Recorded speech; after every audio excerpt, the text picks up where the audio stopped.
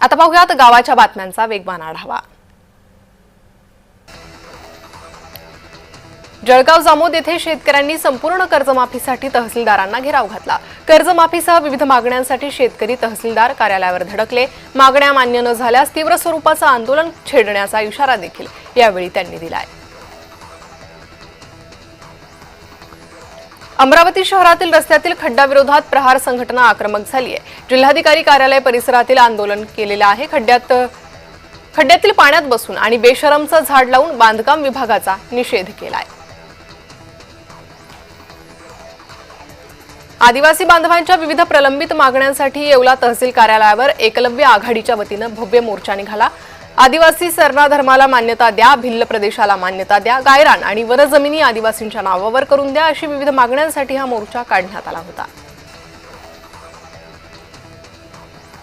भिवंडी पारोळ रस्त्यावर तळवली फाटा येथे अपघात झाला। टेम्पोच्या धडकेत दुचाकी स्वाराचा जागीच मृत्यू झालाय। संकेश पंढरीनाथ पाटील असं युवकाचं नाव आहे। पोलीस टेम्पो चालकाचा शोध घेत आहेत। तारापूरच्या कुडण गावात दूषित पाणी पुरवठा होत असून ग्रामपंचायतीकडून नागरिकांच्या जीवाशी खेळ होत असल्याचा आरोप करण्यात येतोय। नळाद्वारे येणाऱ्या पाण्यात नारू आढळल्याचा व्हिडिओ गावकऱ्यांनी शेअर केलाय।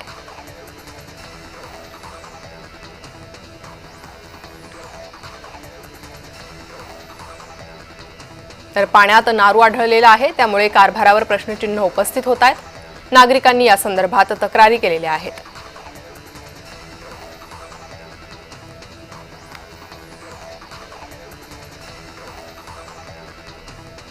धुळे महानगरपालिकेत मालमत्ता मूल्यांकन करताना ठेकेदारानं अनियमितता केल्याचा आरोप करण्यात येतोय।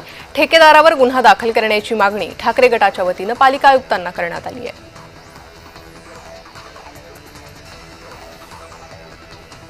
धुळ्यातील लळिंग लांडोर बंगला येथे प्रतिबंधित क्षेत्रात पर्यटक हुल्लडबाजी करत असल्याचं समोर येत आहे।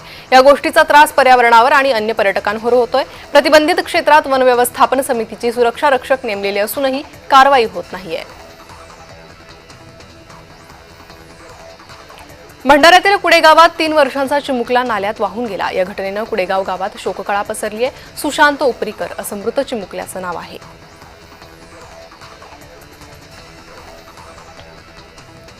मुलाचा आणि 2 नातींचा बारामतीतील मोरगावजवळ अपघातात मृत्यू झाला। या अपघाताचा धक्का बसून आजोबा राजेंद्र आचार्य यांचा देखील हृदयविकाराचा झटका येऊन दुर्दैवी मृत्यू झालाय।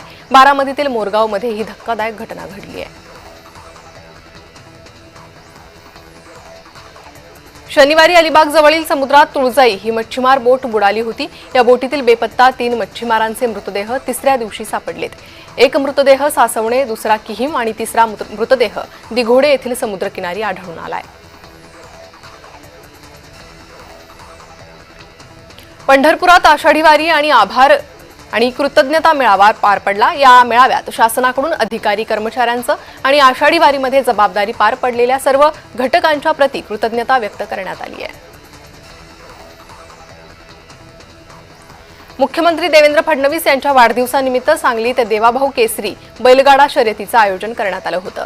पिंपळवाडीच्या रमेश खोत यांनी देवाभाऊ केसरीचा खिताब पटकावत 5,55,555 रुपयांचं बक्षीसही मिळवलंय।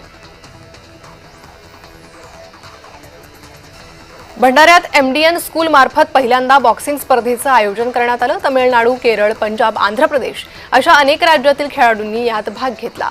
बॉक्सिंग स्पर्धेतून ग्रामीण भागातील युवकांना प्रेरणा मिळावी याकरिता ही स्पर्धा आयोजित करण्यात आली होती।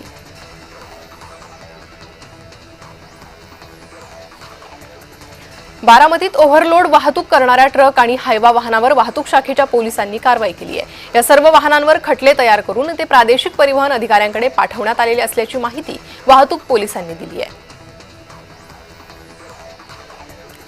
नागपंचमीच्या पार्श्वभूमीवर शिराळ्यात शांतता राखावी म्हणून पोलिसांच्या वतीनं रूट मार्चचं आयोजन करण्यात आलं। नागपंचमीच्या पार्श्वभूमीवर शिराळ्यात पोलीस बंदोबस्तासह विभागाचे अधिकारी तैनात असणार आहेत। पंढरपूर कॉरिडॉर लादला जाणार नाही, सर्वांना बरोबर घेऊन समन्वय साधून कॉरिडॉरला मूर्तरूप दिलं जाईल अशी ग्वाही सोलापूर जिल्ह्याचे पालकमंत्री जयकुमार गोरेंनी दिली आहे।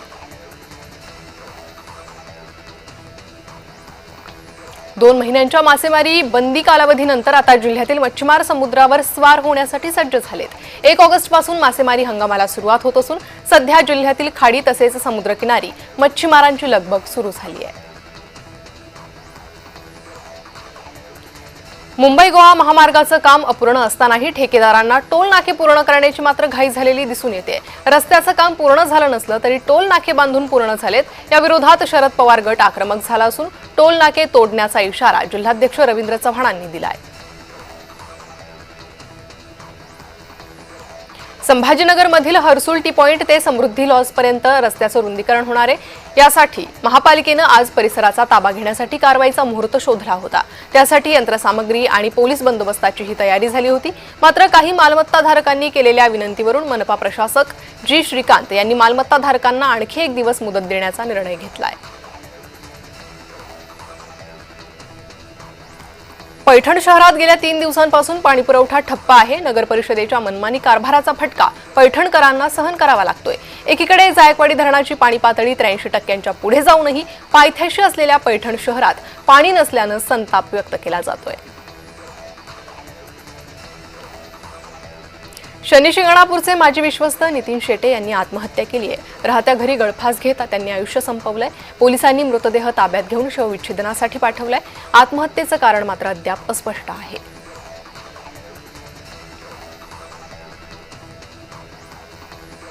यानंतर आपण पाहूयात क्राईम सुपरफास्ट बातम्यांचा वेगवान आढावा।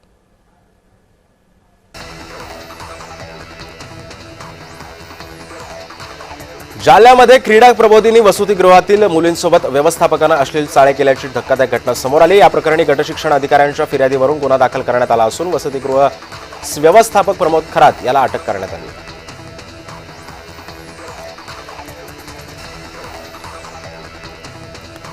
बीडमधून दहशतीचा आणखी एक व्हिडिओ समोर आलाय। व्हिडिओमध्ये एका तरुणाला 2 जण हातात कोयता आणि सत्तूर घेऊन धमकावत असल्याचं दिसतंय। मारहाणीमध्ये तरुण गंभीररित्या जखमी झाला असून तरुणावर सध्या रुग्णालयात उपचार सुरू आहे।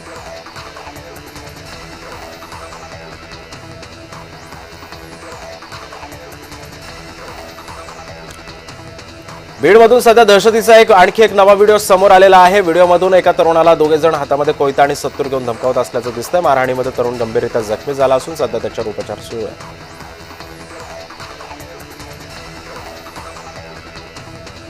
जन्मदात्या आईनं पोटच्या 3 मुलींना जेवणातून विष देत त्यांचा जीव घेतलाय। शहापूर तालुक्यातील अनसोली गावामध्ये ही मन हेलावून टाकणारी घटना घडली आहे। मुलींची आई आपल्या पतीपासून विभक्त राहत होती। मुलींचं पालन पोषण आणि शिक्षणाचा खर्च न परवडल्यानं आईनं हे टोकाचं पाऊल उचललं।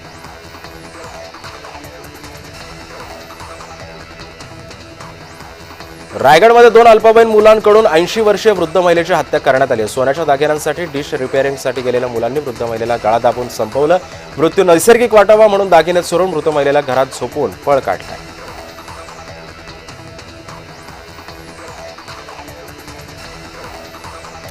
पायाला गंभीर दुखापत झालेल्या पुरुषोत्तम चौधरी यांचा अमरावती जिल्हा रुग्णालयामध्ये उपचारादरम्यान मृत्यू झाला। शवविच्छेदन होण्यापूर्वी नातेवाईकांना पोटाला टाके असल्याचं दिसून आलं। त्यामुळे रुग्णाची किडनी काढल्याचा गंभीर आरोप नातेवाईकांकडून आता करण्यात येतो।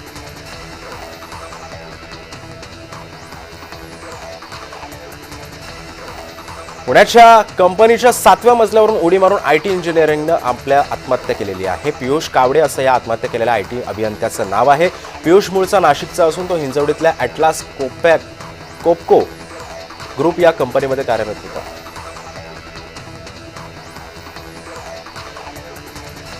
प्रांजल खेवलकर यांच्याबाबतची तांत्रिक माहिती समोर आली आहे। त्यामध्ये खेवलकर यांना ट्रॅप केलं आहे असा खळबळजनक दावा इथिकल हॅकर मनीष भंगाळेंनी केलेला आहे। रेव पार्टीशी खेवलकर यांचा काही संबंध नाहीये। त्या ठिकाणी बोलवून त्यांना फसल्याचा दावा जो आहे तो भंगाळेंनी केलेला आहे।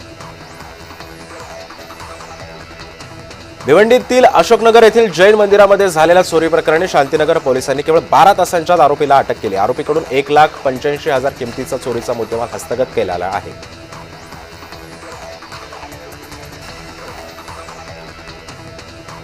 मुंबईतील कांदिवलीच्या भगवती हॉटेलमध्ये भेसळयुक्त पनीरचा वापर करण्यात आल्याचा व्हिडिओ सध्या सोशल मीडियावरती व्हायरल होतो। या प्रकरणी अन्न आणि औषध प्रशासनाने तपास केला असता हॉटेल मालकावरती आता कारवाई करण्याची मागणी स्थानिकांनी केली आहे।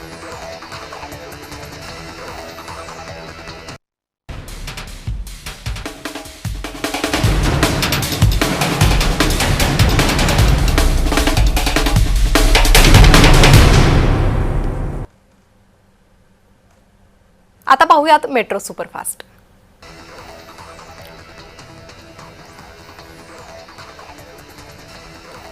श्रीनगरच्या लिडवासमध्ये 3 दहशतवाद्यांचा खात्मा झालाय. भारतीय सैन्य दलातर्फे ऑपरेशन महादेव अंतर्गत मोठी कारवाई करण्यात आली आहे. पहलगाम हल्ल्याचा मास्टरमाइंड हाशिम मुसा या कारवाईत ठार झालाय. सोबतच दहशतवादी यासीर आणि सुलेमानीचा खात्मा झालाय.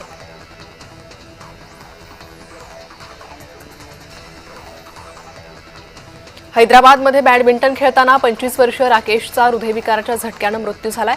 या घटनांमध्ये आता सातत्यानं वाढ होते.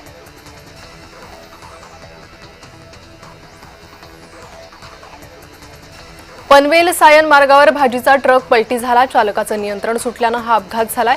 मुख्य मार्गावर ट्रक पलटी झाल्यानं मोठ्या प्रमाणात वाहतूक कोंडी झाली. वाहतूक पोलिसांनी घटनास्थळी धाव घेत वाहतूक सुरळीत करण्याचा प्रयत्न केला.